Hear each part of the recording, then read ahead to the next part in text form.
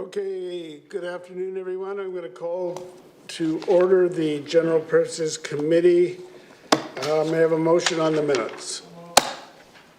Moved and seconded. Any errors or omissions? All those in favor, opposed, carried. Then we have the call for the Global Fossil Fuel Non-Proliferation Treaty. We've got some delegations on that point. We will go to the delegations. First of all, we have Naomi Leung.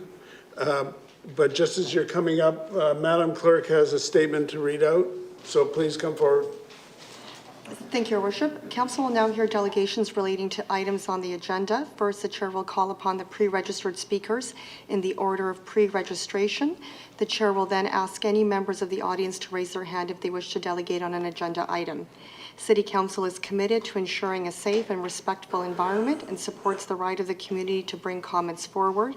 Please remember that in accordance with the Community Charter and Council Procedure Bylaw, the following process will guide presentations to Council. Delegations have 5 minutes to speak, so long as comments are relevant to reports on today's agenda. Delegations will be called upon by the Chair and start by introducing themselves and noting any Council agenda item about which they wish to speak. And delegations must present in a respectful manner without interference or comment from the audience. Thank you for your cooperation. Okay, so you heard Madam Clerk. If you could please identify yourself. You're on this first item. And so go ahead, and you've got 5 minutes. Hi, Richmond Council. My name is Naomi Leung. I'm 18 years old, and I'm returning to speak on behalf of Climate Justice UBC and Sustainability Teams. Is this the first slide? Okay, 1 month ago, I stood here with other youth describing how much we care about this city and the joy we have to protect here. You told me how you also wanted to protect your families, your children, and your grandchildren. I am asking you to remember our words from last month and to be the climate leaders that we require.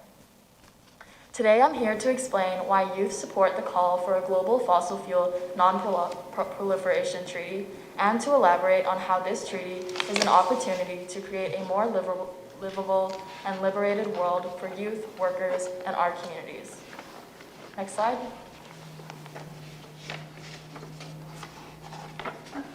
Okay.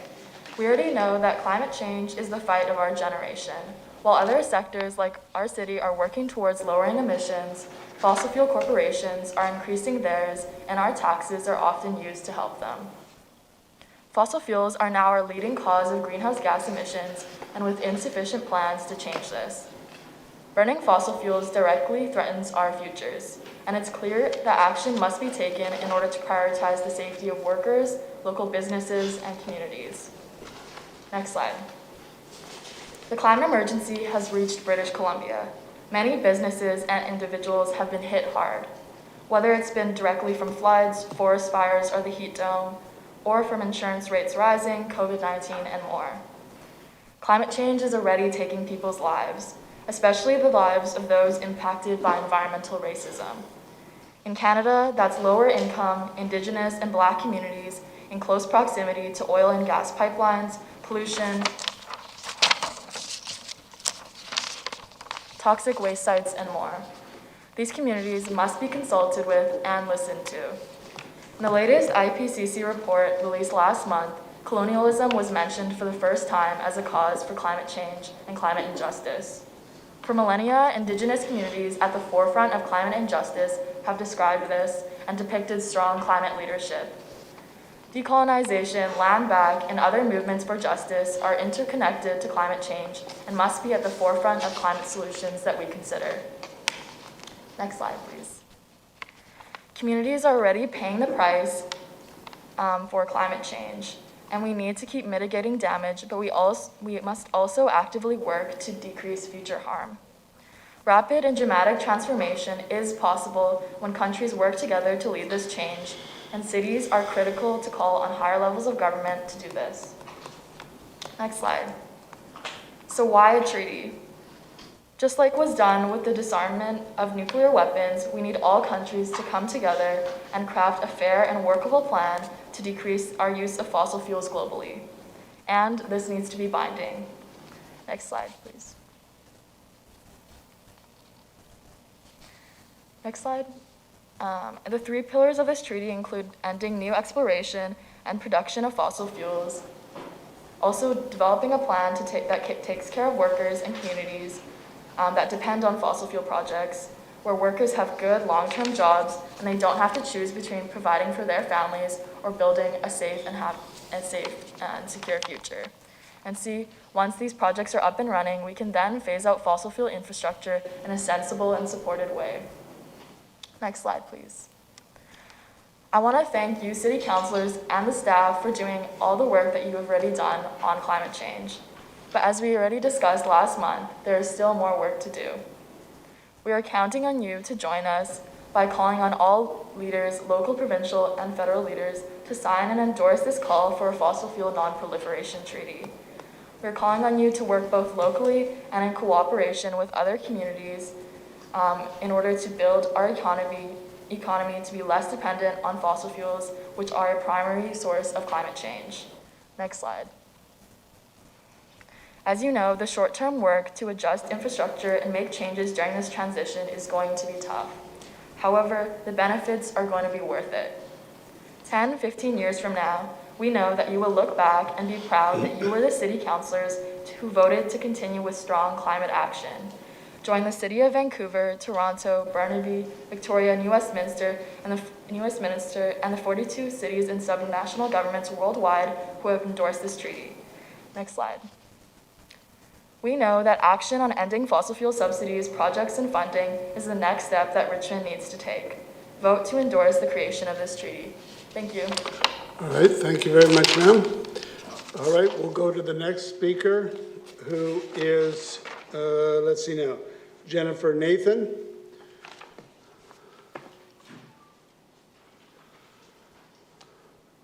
So, like the last speaker, please identify yourself. We know what you're talking about, and go for it. Good afternoon. I'm Jennifer Nathan. I'm here on behalf of Stephanie Tsai, who's under the weather tonight. So I want to thank you for the opportunity to speak to you today about the importance of the Fossil Fuel Non-Proliferation Treaty, in particular the need to move away from natural gas. So for all its rebranding and propaganda, the evidence is very clear that natural gas, or methane, is not safe. So lots of things found in nature, like asbestos, are not safe and deadly. From beginning to end, though, fracked gas is damaging lives here in BC and needs to be stopped. So next slide. So scientists are starting to get through to families who are worried about the health impact for their kids with articles like this in parenting magazines and blogs. Next slide. So the evidence for the dangerous toxic levels of natural gas appliances was so overwhelming that the researchers doing the work went home and ripped these things out of their own houses. We're thinking of doing it ourselves because the information is so bad. So the studies have been mounting, and local societies of medical professionals like CAPE, the Canadian Association of Physicians for the Environment, are campaigning quite hard for people to have good information about the dangers of bringing these into their homes. So next slide. We know there's more dangers yet, so the transportation and the storage is also fraught with hazards. The proposed Tilbury expansion is a potentially devastating example as well. So next slide. When we follow the pipes back to their origins, it only gets worse. So massive quantities of the cleanest water on the planet are being diverted from farms, from wetlands, from forests, and mixed with chemicals and pumped underground to force the methane to the surface. This process can make it radioactive and toxic, has contaminated huge swaths of northern BC, and has added to the risks of fires and droughts. So next slide. There's a good reason for many regions of the world banning fracking. So not only does it increase the risk of earthquakes, it also causes spikes in lung disease, cancer, birth defects for both animals and humans living nearby. Next slide. So a while ago, a very limited study came out that showed that fossil gas had a lower carbon footprint than coal. So it immediately got labeled as a bridge fuel. But I used to be a science teacher, so we know that methane is actually a greenhouse gas itself and far more dangerous in the short term than carbon dioxide is for creating global warming. It has an intense effect on global warming. When averaged out over a few hundred years, might equal out with coal, but we need to bring emissions down 50% by 2030, and in that very short term, it's quite dangerous. So worse. So scientists are trying to push back about the misconception, but of course, gas companies have more money, more lobbyists, and fancier ads. So next slide. So getting rid of fracked gas is a win on all levels. At a municipal level, it's one of the biggest contributors to a city's pollution, so it's buildings. So getting off gas furnaces would be a huge step towards meeting our climate targets. Next slide. So around the world, the use of gas and all fossil fuels is on its way out, and it's time to make the change over to green energy. So when polled, the workers themselves, 82% of them know that it's time to move away from oil and gas and want to make the switch to another industry. Very keen, most of them, to get into renewables. So it's up to us to help get them there. So I want to thank you for your time, and thank you for your interest in supporting getting us to healthier communities in the fight against climate change. Okay, thank you. We have a quick question from Councillor Steves, just in the form of a question, Harold. Yes, I'm really, really pleased you've brought forward the issue on natural gas. We're constantly bombarded with natural gas ads on TV. The question I have, you didn't cover it, is biofuel. I'm a biologist, and I can tell you biofuel is just as bad as anything else. I just wonder if you had any comments about replacing natural gas with biofuel, because that's what we see on TV. I don't have a lot of information on biofuels. I know that a lot of the talk about, say, carbon capture or LNG are kind of a way of just prolonging more use of fossil fuels. So getting these alternatives at scale, again, I can't really speak to too much, Councillor Steve, so sorry. All right, thank you. I will. I've got a further question. Okay. You mentioned your comments on natural gas being not as bad as coal. When you add in fracking to get the natural gas, does that not add up to equally to the damage that coal brings? Yeah, so it was the one study that said it could be a kind of bridging fuel, but that has been busted by the scientists now, saying that it's actually can be worse than coal, especially have to transport it huge distances. So absolutely. Okay. Thank you. Thank you. Thank you very much. The next delegation is Yu Huang. Oh, you're online. Hi. Yeah, go ahead. Yes. Yeah. Good afternoon, everyone. I'm Yang Huan. I am an immigrant who originally came to UBC to further my post-undergraduate study. The beautiful nature is one of the main reasons that I decided to settle down in the Western Pacific area. So after graduation, I moved to Richmond due to work. I have been in Richmond for more than 5 years. My connection to this specific land may not be as tight as many of you. However, my concern for this land, for our planet, is no less than any of you. Thinking of the next generation, so now I'm a student teacher. Thinking of the next generation, my future students, I'm seriously concerned that what earth they will live on when I'm getting old.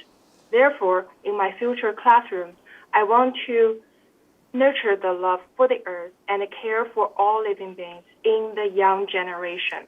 Last month's General Purposes Committee meeting was my first attendance at the city meeting.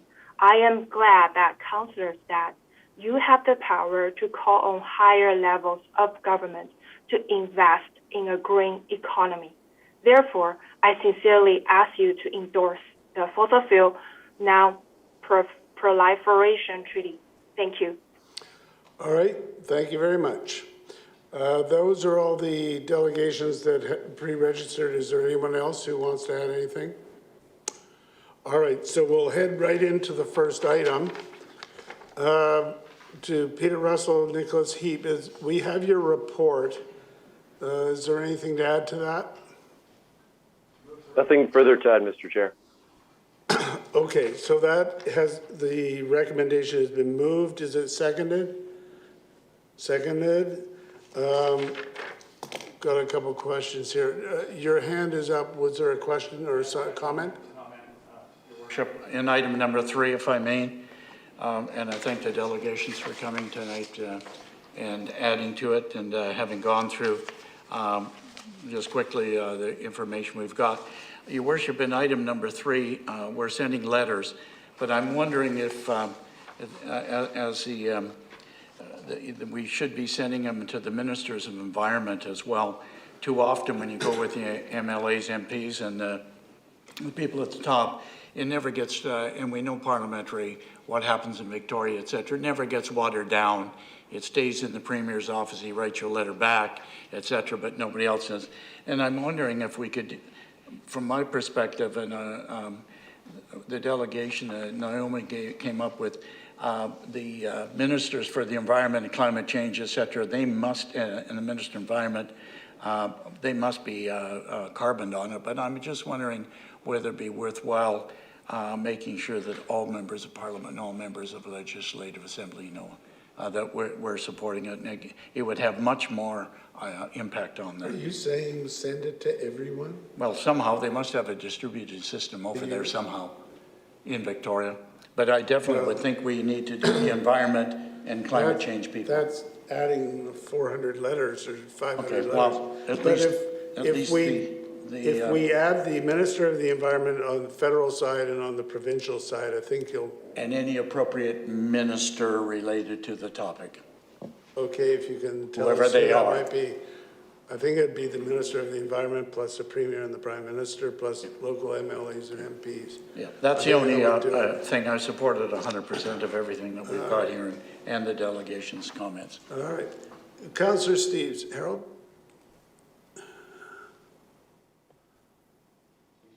Harold, I think you're muted.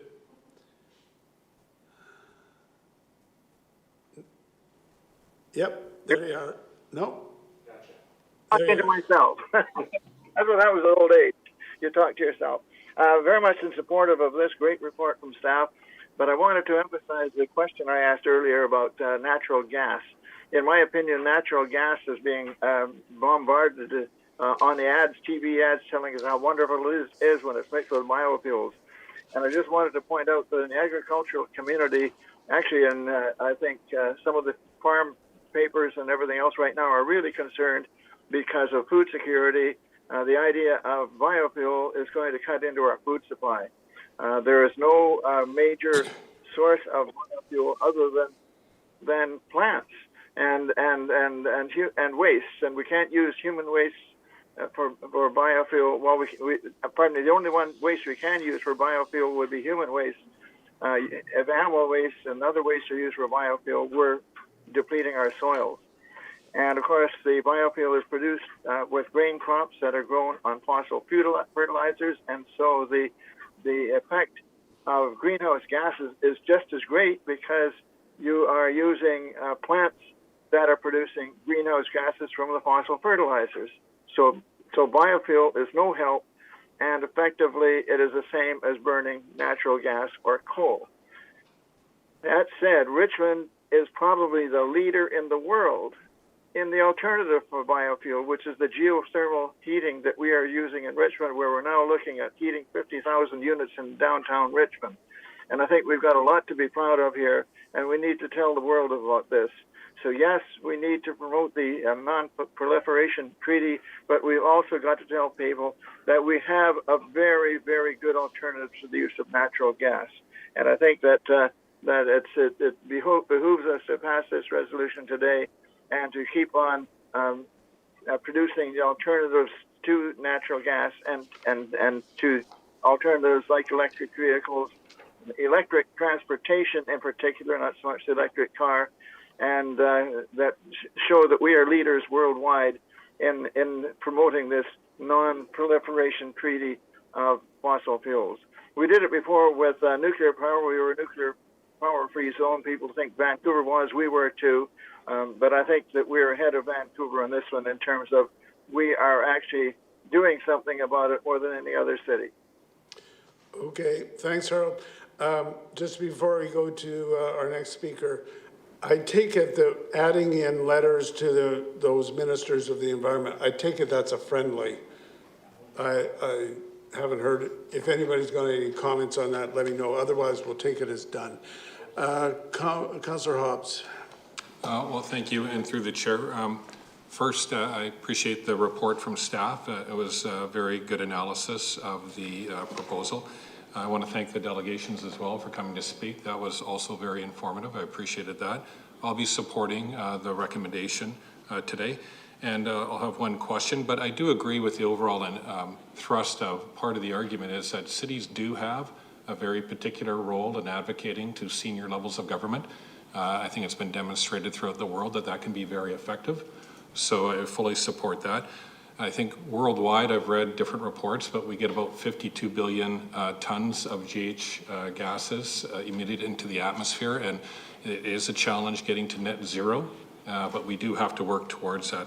So one question I had just for staff regarding the report on page GP8, I think it is, and it's talking about the timeline with the three, kind of the three bullets there. And I just wondered, I guess this is all quite preliminary still, so we can't really comment on any timeline where we might see this be accomplished, since it involves so many stakeholders, so many other levels of government, so many other countries, so many other cities. The timeline is still a little bit questionable then? Through the chair to Councillor Hobbs, yes. I mean, at this stage, you have a growing base of supporters for the call. To the extent that it is at an international stage in discussion or even early discussions would be surprising. So, it would be expected this would be a long-term outcome. Sure, still worth working on for sure. Just on biofuels too, I will agree with Councillor Steves on that. From the little bit I've read about it, that's not an answer to the issues that we face. Diminishing returns for all kinds of reasons with biofuels. Thank you very much. Okay. Oops. Yeah, we saw that with the biodiesel and the corn stalks from the Midwest. Let's see, Councillor Wolf. Thank you. Thank you, Your Worship, and the delegations that spoke today and who spoke a month ago. Very valuable. I've rewatched those recently. And for the report, just a couple of things that I thought were valuable reminders to make right now. So on the top of our GP8, the first 5 words are, there's no text for such a treaty. And that's the case, and that's why we're calling for that text, and I'm pleased to see where we are today. Another highlight from, not a highlight, I guess a low light in the world, that staff pointed out here is that both the province and the federal government both have targets that are addressing emissions, but don't address the production. And I'd even go further and say we only look at goals and targets for our own emissions in Canada, not the stuff that we've sold, which is about the equal amount that are being burned and emitted elsewhere. We don't even count those in our target. So I appreciate staff providing the summary there, and I'll get to a question in just a moment for staff. First off, I just wanted to also highlight, I think in the first delegation there, one of the kind of phrases is that I got out of it was that we can't transition when we're making the problem worse, right? When we can transition aspects of what we do, but this overall problem requires bigger action beyond Richmond's borders, which again is why it's valuable that staff have recommended that we reach out to those other jurisdictions. Also want to point out for the second presentation there on the unnatural gas, I normally say every area I've been to in British Columbia is beautiful, but the northeast corner is disgusting. It stinks. I only know people who can't stand to be there any longer, who would never take their children back to that area, who are saddened that they have to leave the profession of raising cattle because they've seen them all die of toxins in the water supply and in the air. So it's a shameful part of our province that I think we need to clean up. And it might help us get there. Finally, a pledge I made a while back was to only ever buy electric vehicles from this point on. And in addition to that, which fits in with this item, is that I would only ever buy electric furnace equipment or electric stoves. And I think more of us need to fall into that personal commitment change. And so my question to staff, I guess it's two questions. What is the largest fossil-free building in Richmond? Like, do we have any that have opted out of bringing in natural gas lines? And if so, are those private, are they residential, are they commercial, if you know off by hand? And then my second question related to that is where does the conversation happen when a developer who's about to put up any kind of building where they might get recommendation that because of the step code and buildings now having a much tighter envelope and keeping the hot or cool air tight and in there, where would that conversation happen where we would say that, you know what, in these future buildings where air is staying in there, where the people are sleeping or working, it might be wise to not have natural gas devices because you're not going to then trap that toxic air in. I know for my own house, there are some natural gas pieces of equipment, and I also have some drafts, but I kind of feel like I don't want to close off the drafts just because it can let some of that toxins escape. And I also, because this is an invisible killer we're talking about, often I put the stove vent fan on, even though I don't see or don't smell the toxin that might be coming out of the stove emissions. But that's just one more way to get it out so it's not in our lungs, not in my daughter's lungs, and out of the building as quick as I can. Let's So those get are my some answers. two questions there. Thanks. All right, staff, any comments you've got on those questions? Yes, through the chair to Councillor Wolf, I'll take the first question. I'll ask Nick Heap to answer the second question.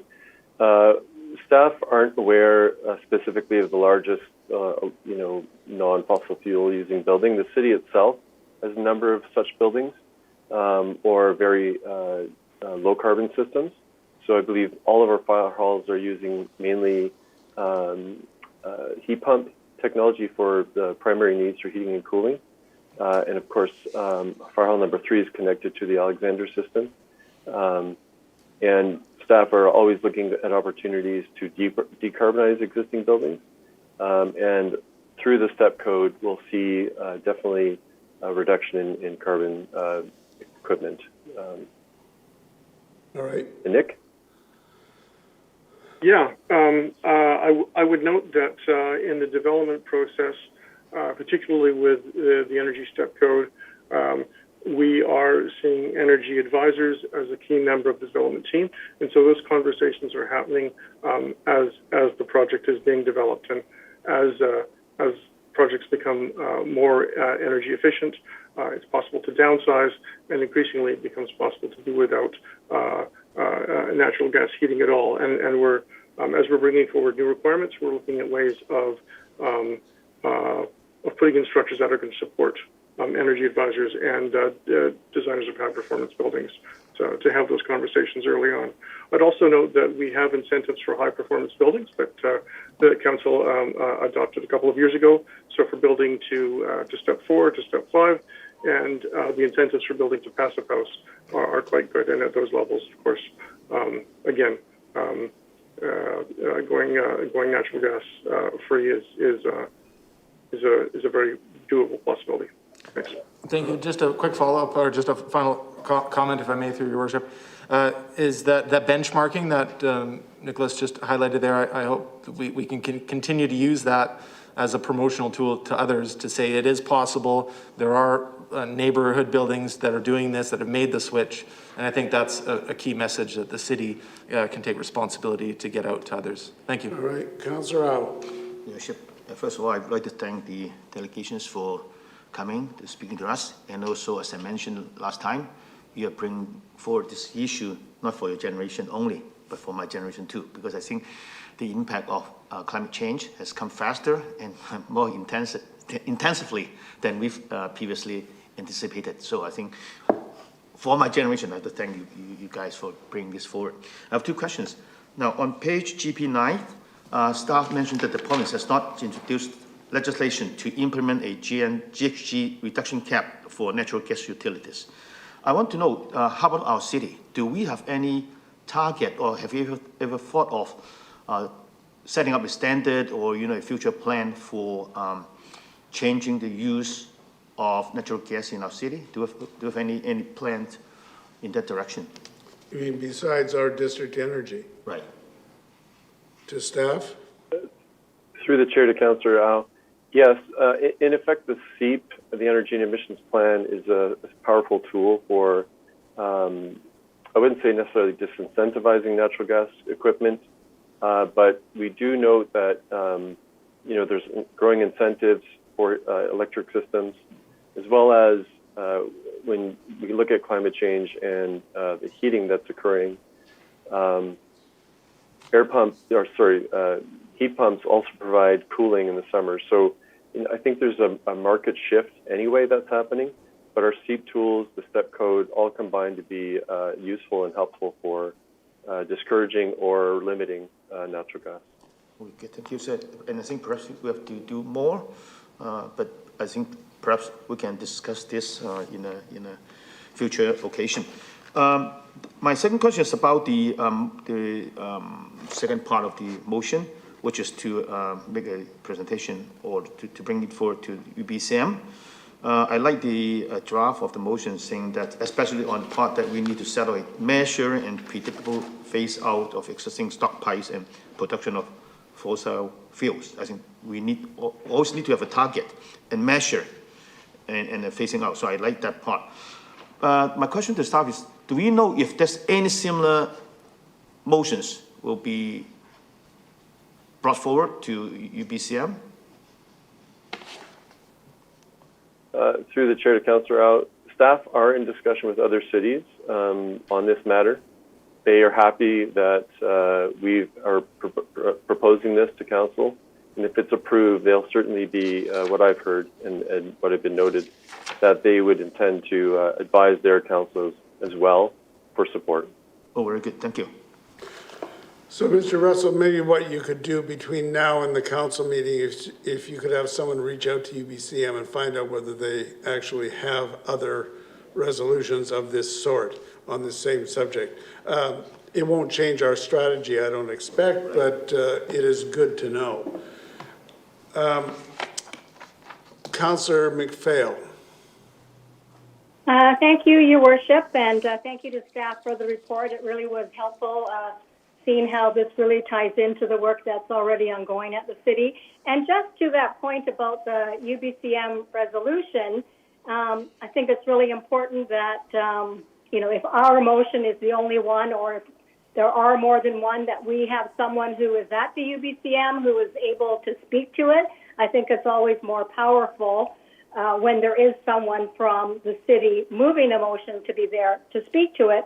And also, I think, and we've seen this in the past, where we get email notifications from other cities about their motions. So when it's appropriate, and it's not just, it will be in the booklet of resolutions, but quite often we get email notification, and I think there's a function through UBCM where we can just send it and it goes to all the member jurisdictions that they would see our resolution in advance. So I think that's really important to do as well. Thank you. Yeah, fair enough. Councillor Day. Thank you very much, Mayor Brody. I was really impressed in the report that there's a 25-person board with people from across the globe that are looking into creating this non-proliferation treaty. And I'm really thrilled that we're going to be supporting this at the city level. The question I have for staff is that is there any way that we can tie this to the Tilbury LNG expansion? Because we are asking in the resolution to UBC for the province to expeditiously follow through with BC Clean BC commitment and enact GHG emissions cap for natural gas utilities. And given that we've been trying to stop the expansion of the Tilbury LNG project, can we tie this to that in any way? Through the chair, staff can certainly investigate that opportunity. I'd have to get feedback from Chad Paul, the environment manager, on timing and opportunities.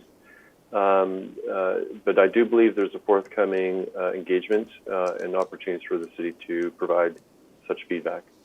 Thank you. I mean, given that this could potentially pass here and at UBCM, isn't that enough reason to ask for almost a stop work order or a stall on that project? So just going to leave it with you, but those are my thoughts. I think we've already passed resolutions opposing the Tilbury.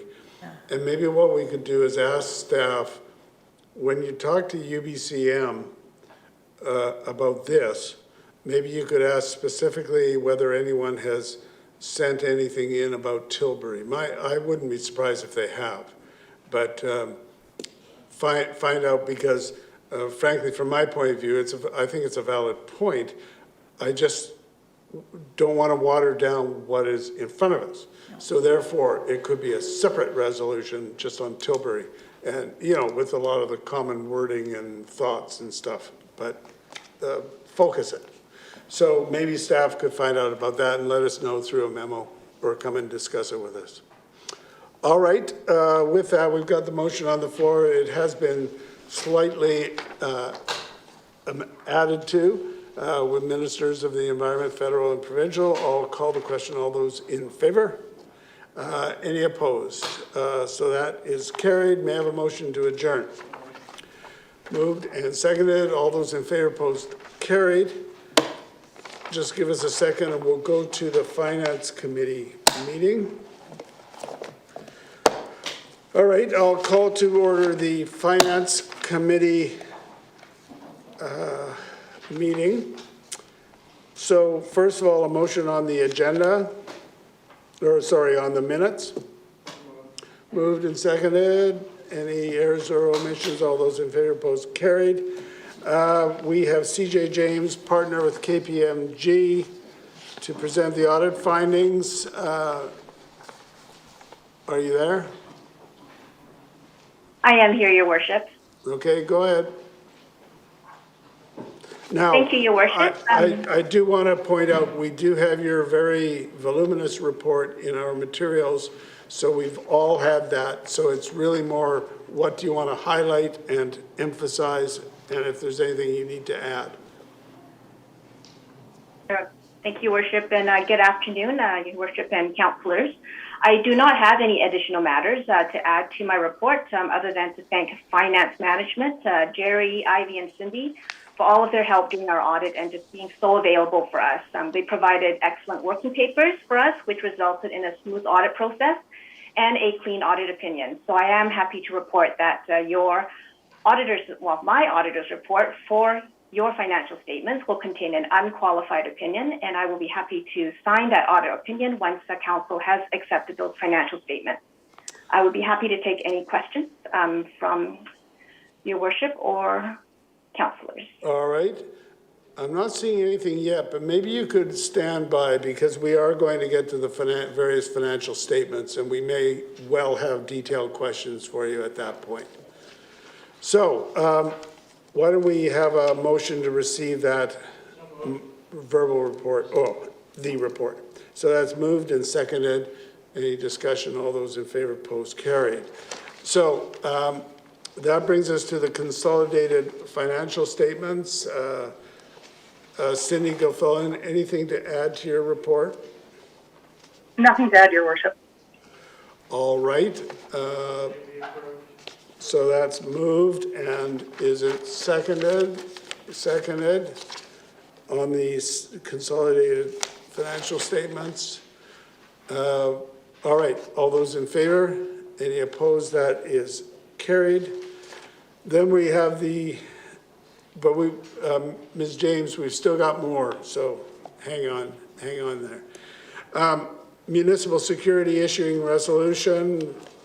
Venus, is there anything to add to your report? To the chair, I've got nothing to add. I'm here to answer any questions. Yeah, we've got the rationale for why we're borrowing it and the amortization period and all that. So that's moved and seconded. Councillor McNulty, you've got a question? I just have a procedure question. I didn't quite see it in here. When would we get the money, if you wish, and when would the terms be set up such that we'll have it in our bank so that we can proceed with, if you wish, sod turning in Steveston? Through the chair to Council. What's the timeline? Is there a timeline Go ahead, for go ahead, those that know? Venus. Yeah.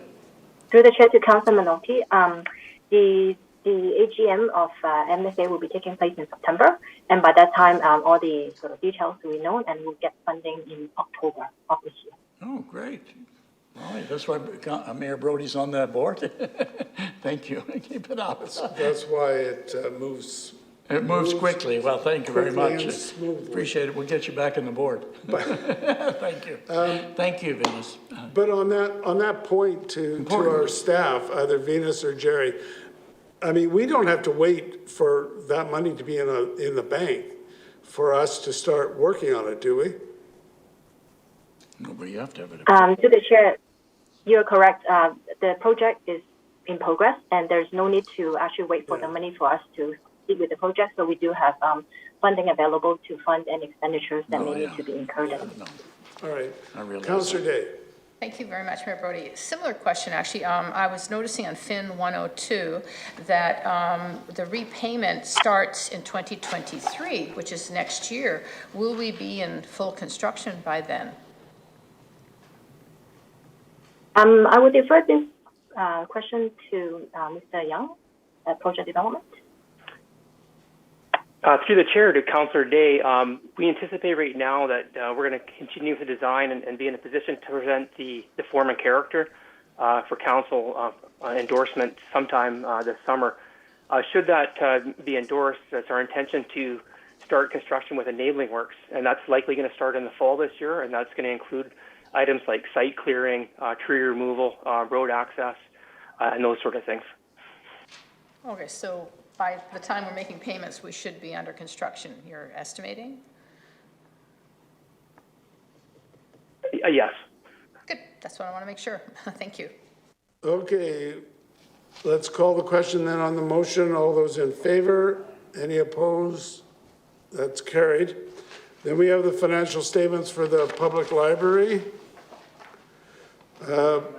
Moved and seconded.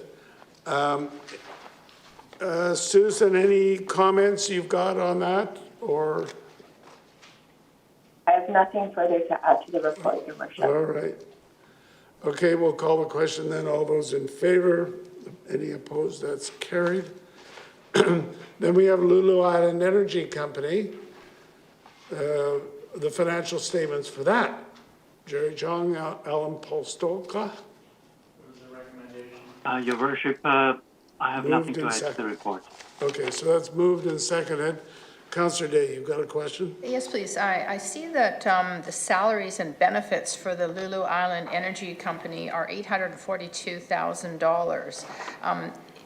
In the case of like the Oval, I understand that if we have managers that work for the Oval, that comes out of their budget.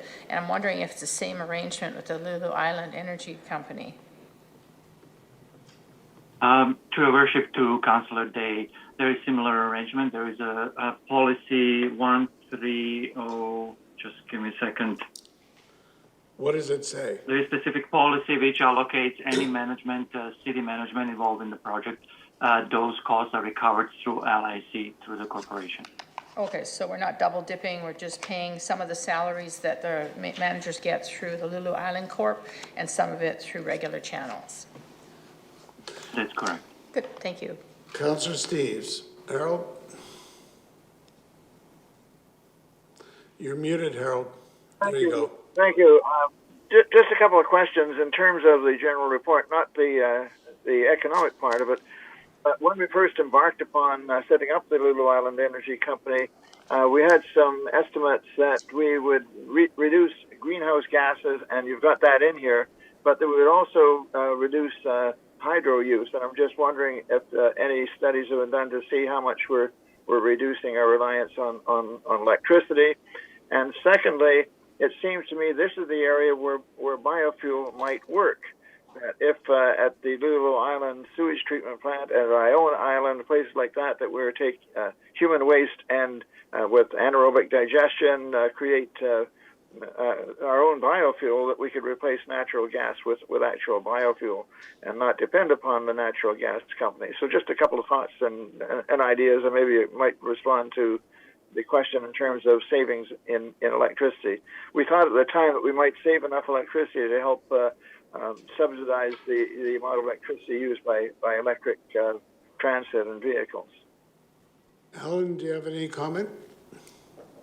Yeah, to Your Worship, to Councillor Steves, overall District Energy Systems and Alexandra and Oval Village DU and condition to approval from the Council for City Centre DU, the systems as designed are always designed to be the highest efficiency in a mine, which reduces not just natural gas, it's using low carbon energy, but also reduces any BC Hydro and electricity costs.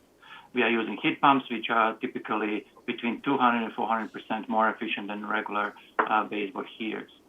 That's regarding the first question.